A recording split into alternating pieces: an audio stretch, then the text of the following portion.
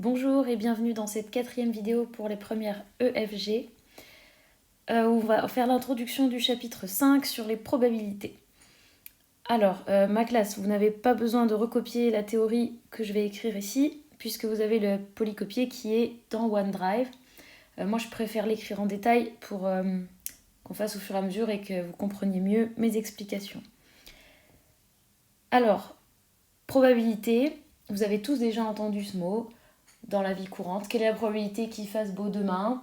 Ou bien, s'il y a un mois, vous m'aviez dit quelle est la probabilité que tu fasses des maths en vidéo sur YouTube, je vous aurais dit aucune chance, 0.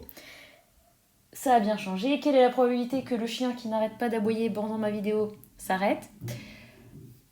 Voilà, il y a plein de choses. En tout cas, ce qu'on peut retenir, c'est que la probabilité, c'est une estimation, mais pas une certitude.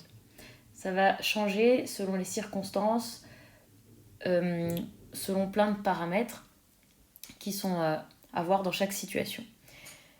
Donc pour commencer, on va faire le grand 1, expérience aléatoire et événement. Donc il faut maîtriser un certain nombre de vocabulaire pour pouvoir bien aborder le chapitre. Donc je vais commencer dans cette vidéo avec expérience aléatoire et puis dans la prochaine on fera événement. Vous avez besoin donc du polycopier de théorie avec vous et de la feuille d'exercice supplémentaire pour la fin de la vidéo.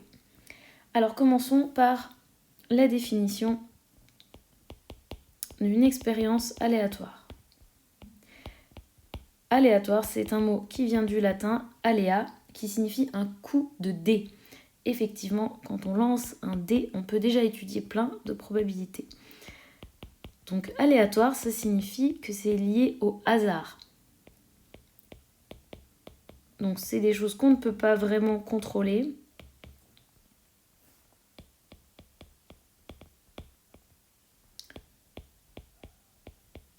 Par exemple, donc je lance une pièce de monnaie ou je lance un dé, je tire une carte dans un jeu ou je tire une boule dans une urne, toutes sortes de choses comme ça. Donc tant que c'est le hasard qui va faire le résultat, c'est une expérience aléatoire.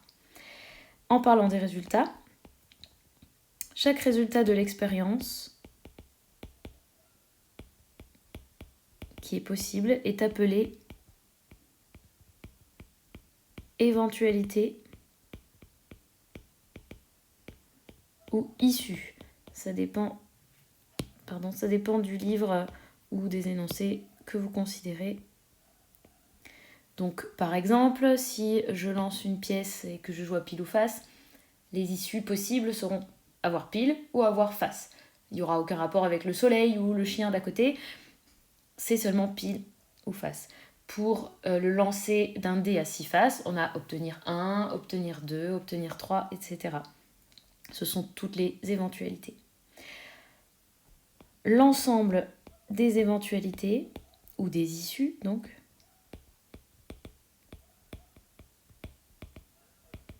est appelé univers. Donc on les met toutes dans un ensemble qu'on appelle univers et qu'on note avec la lettre majuscule grecque oméga. Donc par exemple, je vais mettre pile et face. Ce sera mon univers pour l'expérience aléatoire de jeter une pièce de monnaie et de jouer à pile ou face par exemple. Alors voici maintenant l'exemple officiel après la première définition.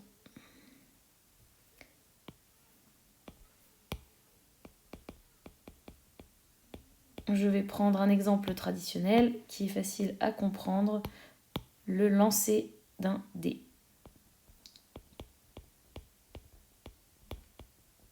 À 6 faces. Donc, quand on le lance, vous êtes bien d'accord que l'expérience est liée au hasard. Donc, il s'agit bien d'une expérience aléatoire.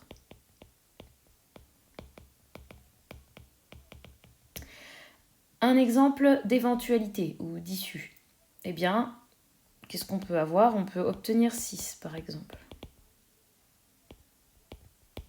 On pourrait avoir aussi obtenir 5, etc. Donc ça, c'est une des issues. combien d'issues y a-t-il en tout? Eh bien, il y en a 6. Donc, dans l'univers, il y a 6 éléments. Donc, ici, on a 6 éventualités, ou issues, toujours. Donc, je peux le représenter par l'ensemble oméga égale 1, 2, 3, 4, 5 et 6. Donc c'est l'ensemble des issues que je peux obtenir. Vous avez noté que ici j'ai utilisé les accolades. Je vous rappelle votre tout premier chapitre de 7e sur les ensembles. Donc j'ai écrit l'ensemble par extension, c'est-à-dire je mets une accolade et je fais la liste de tous les éléments. Ce n'est pas nécessaire qu'ils soient dans l'ordre, mais c'est plus facile à lire en tout cas. Voilà. Une petite remarque. Il faudra toujours faire attention de bien lire l'énoncé parce que dans une même expérience aléatoire, on peut avoir plusieurs univers différents.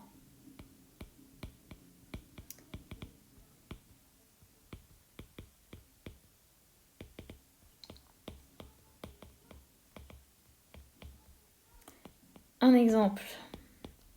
Le but pourrait très bien être, donc si je l'ai décidé, de compter le nombre de piles.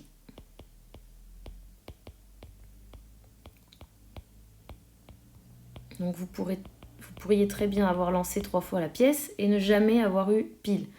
Dans ce cas-là, donc dans l'univers, on aurait 0. Ensuite, on pourrait avoir obtenu 1 fois pile, 2 fois pile ou 3 fois pile. Donc j'ai un univers ici qui correspond à ma situation. 0, 1, 2, 3. Maintenant, si par contre mon but était tout autre, mais de voir quelles étaient toutes les combinaisons possibles. Donc je note absolument tous les résultats. Eh bien, il est possible que j'ai eu par exemple 3 fois face, ou bien 2 fois face et 1 fois pile, ou bien encore face, pile, face, ou bien pile, face, face, pile, pile, face, 3 fois pile, pile, face, pile, et encore fil, oulala, c'est difficile, face, pile, pile. Voilà, donc vous avez vu, on a une même expérience aléatoire. Je lance 3 fois une pièce, mais on peut avoir 2 univers différents. Alors maintenant, passons à 2 petits exercices pour voir si vous avez compris tout ce que j'ai raconté. Donc là, vous prenez votre partie exercice et vous écrivez l'exercice dans le cahier. Exercice supplémentaire numéro 1.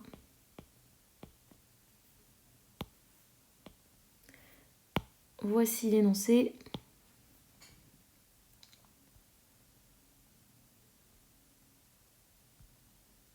Bon, le premier exercice, vous pouvez peut-être même le faire directement sur le polycopier. Donc, vrai ou faux?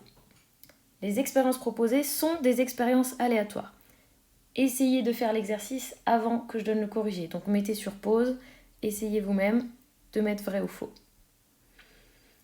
Alors, on jette un dé et on regarde la face du dessus. Est-ce qu'il s'agit d'une expérience aléatoire? Je pense que oui. Donc, ici, c'est vrai. On suit une recette de cuisine pour faire un gâteau. Est-ce que ceci est influencé par le hasard ou pas? En principe, non, puisqu'on suit des instructions. On prend au hasard des boules dans une urne. Alors super facile, il y a le mot hasard dans la phrase, donc c'est vrai. On répond à un exercice de mathématiques. Alors en principe, c'est pas lié au hasard, mais bon, parfois on vous connaît, il suffit de vous donner un petit QCM et vous répondez au pif. Mais en vrai, quand on fait des maths, rien n'est dû au hasard. Faux. On distribue des cartes au hasard à 2 joueurs. C'est vrai. Et si on joue aux échecs, alors là, normalement, c'est de la pure stratégie. Ce n'est absolument pas lié au hasard, donc faux. Voilà, j'espère que vous avez compris le principe de expérience aléatoire. Exercice supplémentaire numéro 2. Voici l'énoncé. Ou pas. Voilà.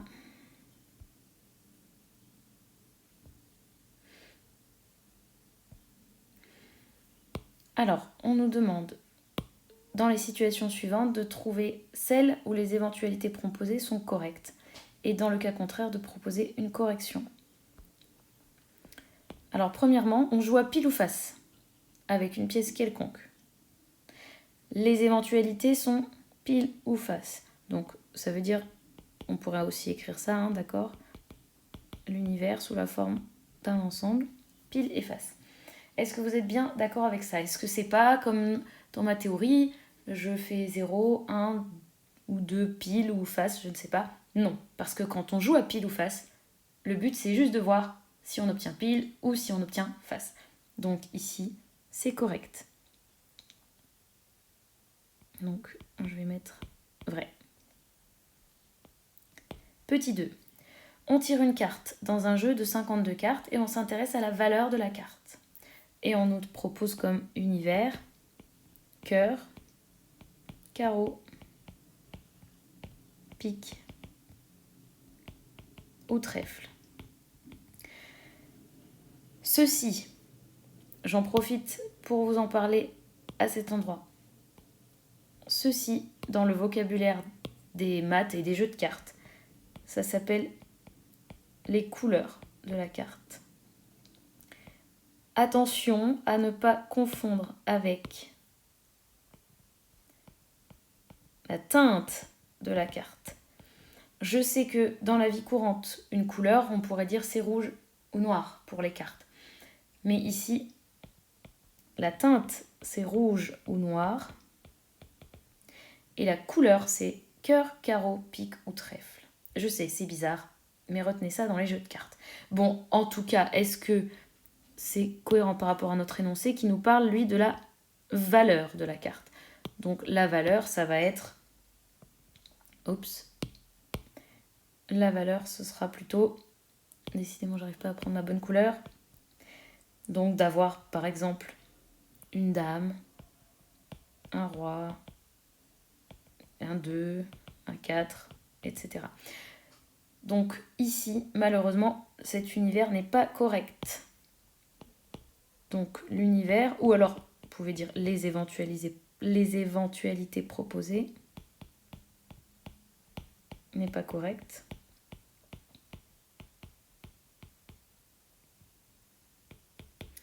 Et on va réécrire nous-mêmes l'univers. Donc les éventualités, ce sont les valeurs des cartes.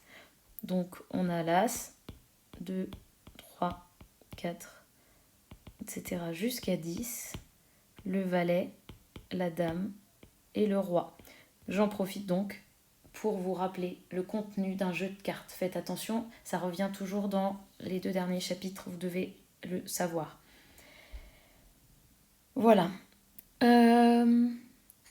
Ensuite, 3e question. On lance 3 fois un dé non truqué et on s'intéresse au nombre de 6 obtenus. On nous propose comme éventualité 1, 2, 3, 4, 5, 6. Alors, qu'en pensez-vous ? Eh bien, cet univers n'est pas correct.